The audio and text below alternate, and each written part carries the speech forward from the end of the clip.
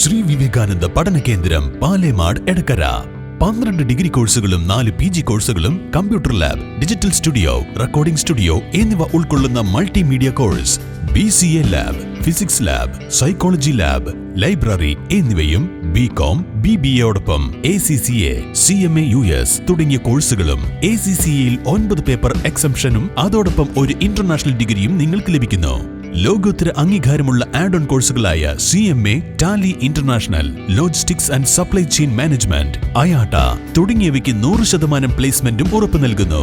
ആരോഗ്യ വകുപ്പിന്റെ അംഗീകാരമുള്ള ജില്ലയിലെ ഏക diploma in health inspector course, TTC, B.Ed കോഴ്സുകളും LKG മുതൽ 4 വരെയുള്ള ഇംഗ്ലീഷ് മീഡിയം, +1 VHSC ഉൾപ്പെടെ 16 ബാച്ചുകളുള്ള കേരളത്തിലെ ഏക ഹയർ സെക്കൻഡറി സ്കൂൾ, വിശാലമായ auditorium, play ground, ladies hostel, bus സൗകര്യവും.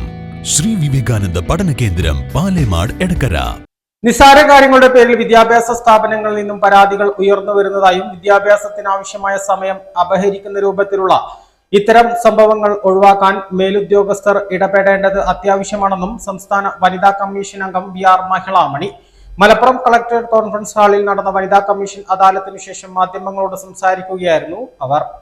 നിസ്സാരമായ കാര്യങ്ങൾ പലതും നിയമത്തിന്റെ കണ്ണിലൂടെ കണ്ടുകൊണ്ട് ഇരുകൂട്ടരും അകലുകയും പിന്നീടുണ്ടാകുന്നതെല്ലാം പരാതി രൂപത്തിൽ കമ്മീഷന്റെ മുന്നിലേക്ക് എത്തുകയും ചെയ്യുന്ന പ്രവണത വിദ്യാഭ്യാസ സ്ഥാപനങ്ങളിൽ വർദ്ധിക്കുകയാണ്. വിദ്യാഭ്യാസ വകുപ്പിന്റെ ജില്ലാതല ഉദ്യോഗസ്ഥർ ഇടപെട്ട് ഇതിന് പരിഹാരം കാണേണ്ടത് അത്യാവശ്യമാണെന്നും അവർ പറഞ്ഞു. 55 കേസുകളാണ് ആകെ ഉണ്ടായിരുന്നത്. അതിൽ 15 ക്ലോസ് ചെയ്യാൻ കഴിഞ്ഞിട്ടുണ്ട്. പോലീസ് റിപ്പോർട്ടിനായിട്ട് 10 വിട്ടിട്ടുണ്ട്. കൗൺസിലിങ്ങിന് 3 കേസുകൾ, ജാഗ്രതാ സമിതിയുടെ റിപ്പോർട്ടിന് വേണ്ടിയിട്ട് 1 കേസ് വിട്ടിട്ടുണ്ട്. അടുത്ത അദാലത്തിലേക്ക് 26 മാറ്റിയിട്ടുണ്ട്.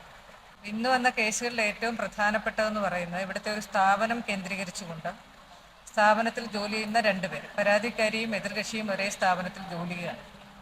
പരാതിക്കാരി യഥാർത്ഥത്തിൽ അറിയാത്തൊരു പരാതിയാണ് ഇവിടെ വന്നിരിക്കുന്നത്. പരാതി സംബന്ധമായിട്ടുള്ള വിഷയത്തിൽ ഒപ്പിട്ടിരിക്കുന്നതും പരാതിക്കാരി തന്നെയാണെന്ന് പറയുകയും ചെയ്യും.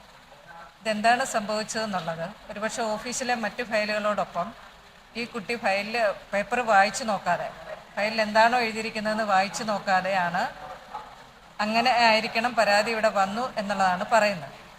ഒന്ന്, പരാതിക്കാരി എന്ന് പറയുന്ന സ്ത്രീ ബധിരയും മൂകയുമാണ്.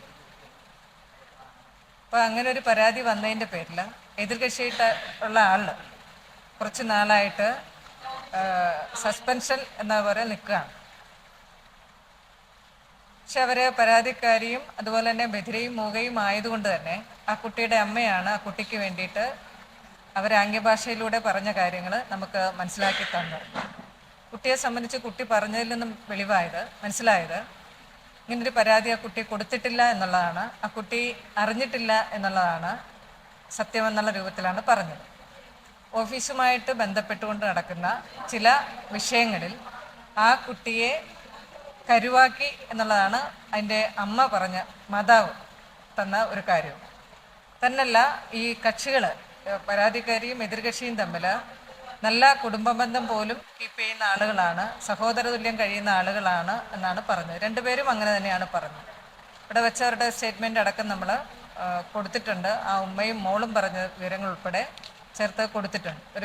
ഒരു സ്ഥാപനത്തിൽ തീർച്ചയായിട്ടും ഇത്തരത്തിലൊരു പരാതി വരാൻ പാടില്ലാത്തതാണ്. കുറച്ചുകൂടി ജാഗ്രതയോടെ സ്റ്റാഫ്, അവിടുത്തെ ജോലി ചെയ്യുന്ന ആളുകൾ ഫയലുകൾ പഠിക്കേണ്ടതാണ് എന്നുള്ളതാണ് നമുക്ക് തോന്നുന്ന ഒരു കാര്യം.